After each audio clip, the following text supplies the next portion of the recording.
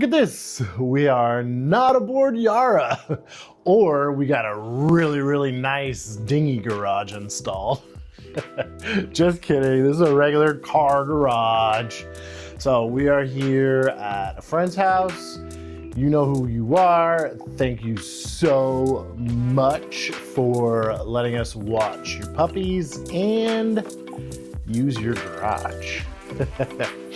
So I'm super excited about this next project. It's one that will help us get the boat off the dock. So a video past was about the throttle and transmission rebuild. And so now this video is about making that all come together and look pretty and look nice and look updated and of course functional. Because once I install these things, we can start the engine, we can go forward and reverse, we can throttle up, throttle down, we can steer. So all of these things are super important to get the boat off the dock. And of course, we're talking about the inside helm and assembling that. So let's take a look at what we're gonna work on, and I think it's gonna be a fun one. Let's get into it. All right, inside helm. These pieces we need to address. If you recall from the last time we looked at this, I needed to fill a hole here, fill some cutouts here, and fill a crack and a cutout there. And the epoxy job turned out pretty good. I actually didn't get it to penetrate all the way through on the crack back here, but it is way more sturdy. And you know, I got good penetration on this side, so that's not going anywhere. So this houses our engine control. So the RPM, the stop button, the starter key, the glow plugs, all of that sits right here. And because it's inside the boat, on the inside helm, it's actually elevated a little bit and probably elevated too high for Devin. And Maxine, the previous owner, wife, well, the wife of the previous owner couple, she was also of shorter stature too. As Devin would say, 5 foot everything. So we also need to angle that engine control forward a little bit, like so. So these old teak pieces sit here, and then the engine control sits on top of that to angle it out. So when you're in the cabin, you can see the engine control and the gauges and the lights. But the problem with these is they're cracked. So look at that, like that's not gonna go back in our boat. So we have a nice new fresh piece of teak right here that I need to cut these out of, sand, stain, and that'll be fixed. This piece is where the inside compass sits, or it's the binnacle. I filled some holes with epoxy that we don't need. And if you haven't filled holes with epoxy before, you'll notice that if you do it, it dries kind of black. And on a dark piece of teak like that, I'm okay. We're kind of going for progress over perfection here. I am gonna sand that down, and we are gonna stain over it. So while if you really paid attention to these holes, you probably would see that they aren't exactly the same color as the wider piece of teak, but that's okay. I don't really care. It's an old boat. So this needs to be sanded down.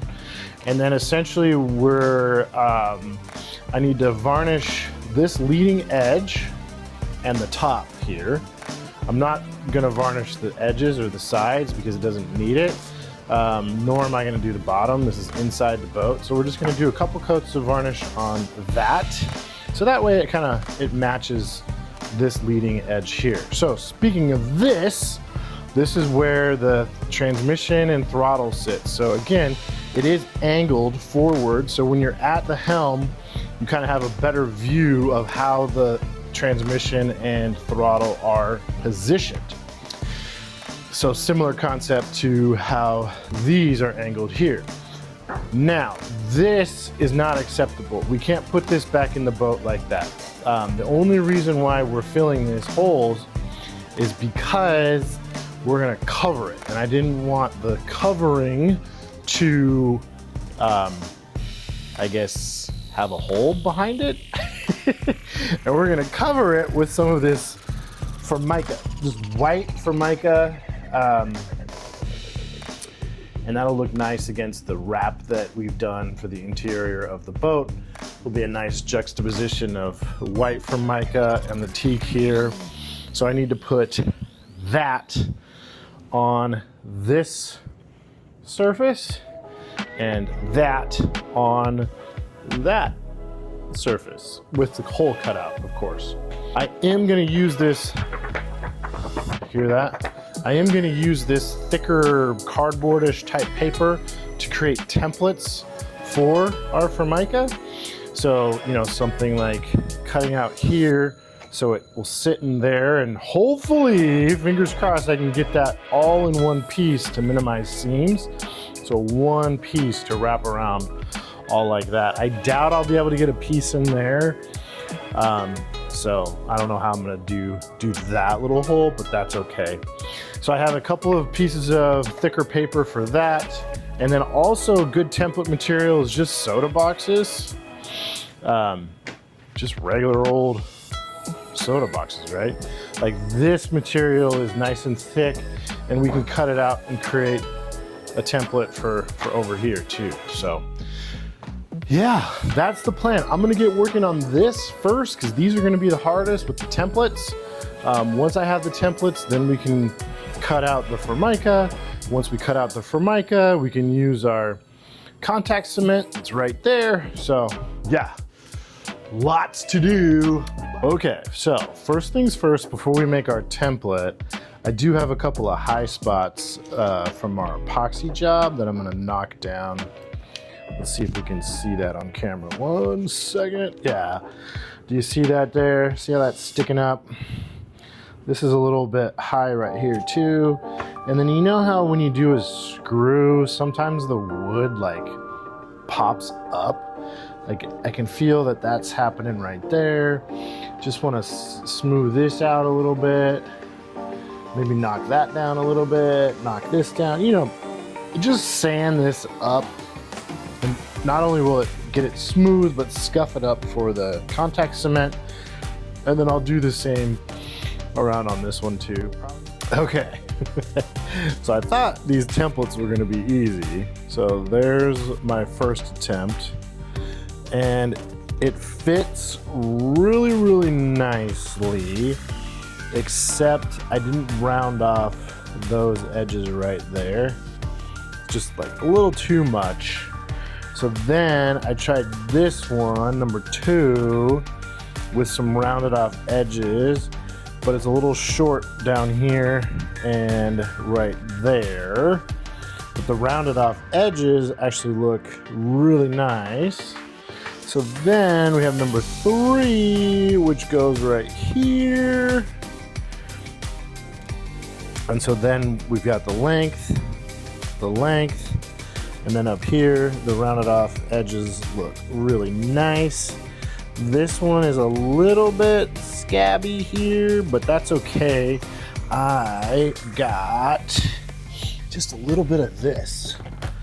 I mean, we've seen this before, but just this white 4000 adhesive sealant fast cure UV.